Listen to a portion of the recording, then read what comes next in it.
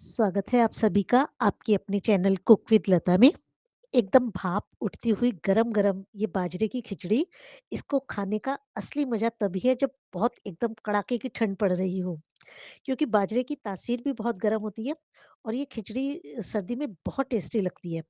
मैं आपके साथ बिल्कुल एकदम पारंपरिक रेसिपी बाजरे की खिचड़ी बनाने की शेयर करूँगी। देखिए मैंने आधा कटोरी के करीब बाजरा लिया है। यदि आपका बाजरा साफ है एकदम, तो आप किसी मोटे कपड़े में, गीले कपड़े में उसको बांध कर रख दीजिए 15-20 मिनट। पर मेरा ये जो बाजरा है, ये थोड़ा मुझे इसमें धूल-मिट्टी बहुत ज़्यादा लग रही है, तो मैं इसको वॉश कर लेती हूँ। पानी डाल के इसको 1-2 बार 2 बार पानी से हमें अच्छे से वॉश करना है, ताकि जो इसकी मिट्टी है, वो भी निकल जाए और जो थोड़े बहुत देखिए तिनके हैं, ये भी निकल जाएँ। तो पानी निकाल दिया मैंने। अब देखिए बाजरा बिल्कुल एकदम धुल गया है। अब हम इसको थोड़ा-सा फैला लेंगे और इसको सुखा लेंगे। तो आप कोई भी कॉटन का मोटा कपड़ा बिछा लीजिए, कोई टॉवल ले लीजिए और उस पर इस बाजरे को डालकर इसको हाथ से अच्छे से फैला देंगे। और देखिए 5 से 10 मिनट में जो बाजरा है ये सूख जाएगा। हमें बहुत ज़्यादा नहीं सुखाना बाजरे को, बस इतना ही सुखाना है कि जो बाहर पानी लगा हुआ है, ये पानी अच्छे से सूख जाए। क्योंकि छिलका हल्का-सा नरम हो गया है, तो इसको सुखा लेंगे तो ये आसानी से फिर उतर जाएगा। देखिए 10 मिनट के बाद मैं आपको दिखाती हूँ। अब देखिए बाजरा धुल के देखिए बिल्कुल एकदम साफ हो गया है। हाथ में लेके देखिए बिल्कुल भी पानी नहीं लग रहा। इतना ही हमें बाजरे को सुखाना है। अब आप चाहें तो इसको या तो खलबत्ते में इसको कूट लीजिए, हल्का-सा छिलका उतार लीजिए या फिर अगर आपके पास नहीं है, तो फिर आप इसको मिक्सी के जार में पीस लीजिए। मैं आपको तरीका बताती हूँ।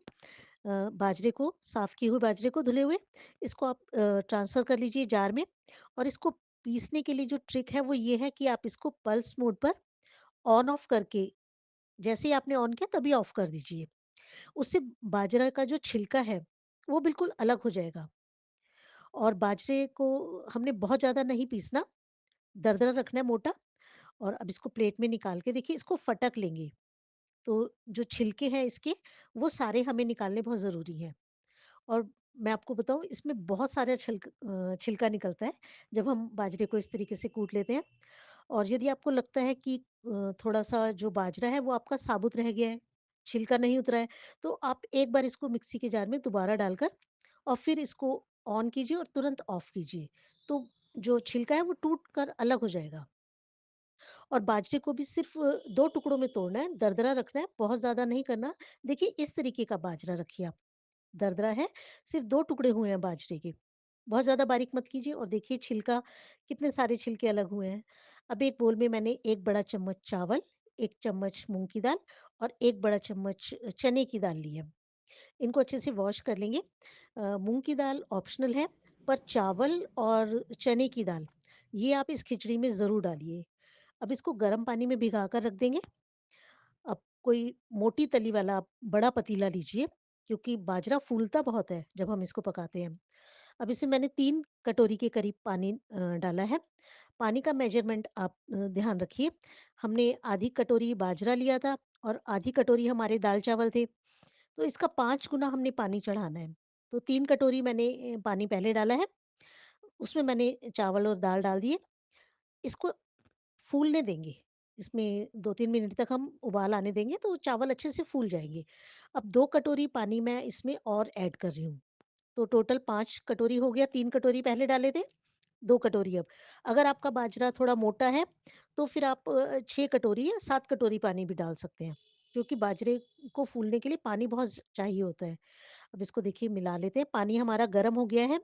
अब हम इसमें अपना बाजरा ऐड कर देंगे और बाजरा एक बार में नहीं डालना सारा, थोड़ा-थोड़ा करके डालेंगे। एक हाथ से आप बाजरा डालिए और एक हाथ से आप इसको देखिए कड़छी से इस तरीके से चलाते जाइए। जो पिसा हुआ बाजरा है इसको आप घोल दीजिए पानी में। तो सारा बाजरा डाल दिया है मैंने, इसको अच्छे से मिक्स कर लेंगे। ये जैसे ही आप बाजरे को डालते हैं तो ये नीचे जाके बैठ जाता है तली में। अब इसमें आधा चम्मच के करीब मैंने नमक डाला है, अपने टेस्ट के अकॉर्डिंग डाला है मैंने।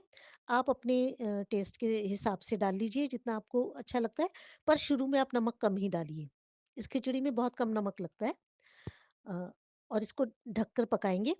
देखिए जैसे ही इसमें अब उबाल आना शुरू हुआ है, तो एकदम बाजरा फूलने लगा है और ये गाढ़ी होने लगी है हमारी खिचड़ी। बस इसको अब गैस की फ्लेम बिल्कुल लो टू मीडियम रखेंगे और इसको थोड़ी-थोड़ी देर में ढकते रहेंगे और फिर इसको चलाते रहेंगे। ये देखिए इसको आप तली में अच्छे से चलाइए, कड़छी को नीचे तक चलाइए। अब इसको एक बार और ढक देते हैं। अब चेक करते हैं, ये देखिए फूलने लगा है बाजरा काफ़ी।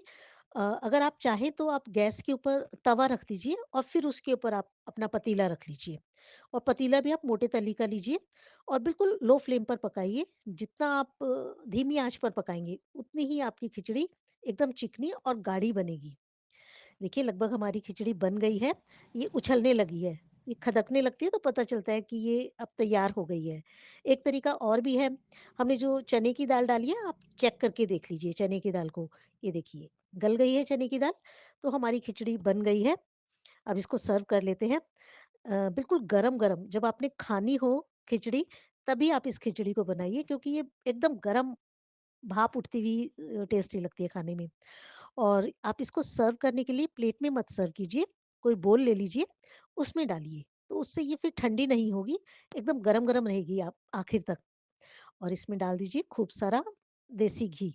असली स्वाद तो इस घी का ही है। वैसे आप चाहें तो आप इसको दूध के साथ या दही के साथ, चटनी के साथ, जिसके साथ भी आप चाहें इसको सर्व कीजिए। मुझे वैसे ये ताज़ी क्रीम होती है उसके साथ बहुत अच्छी लगती है ये खिचड़ी। और इसको एकदम गरम-गरम खाइए, बेहद आसान है बनानी और बहुत ज़्यादा गरम तासीर की ये होती है, बाजरा बहुत गरम होता है। बस थोड़ी-सी बातों का ध्यान रखिए, एक तो बाजरा बिल्कुल साफ लीजिए आप, उसको गीले पानी से कपड़े से पोंछ लीजिए या फिर वॉश करके सुखा लीजिए और छिलका उतार कर ये इसको फटकना बहुत ज़रूरी है। सारा छिलका उतार दीजिए और बाजरे को बहुत ज़्यादा आप पीसिए मत। बाजरे के सिर्फ़ 2 टुकड़े हों, दरदरा रहे बाजरा, इतना ही पीसना है और चने की दाल और चावल ज़रूर डालिए, उससे बहुत अच्छा टेस्ट आता है खिचड़ी के अंदर।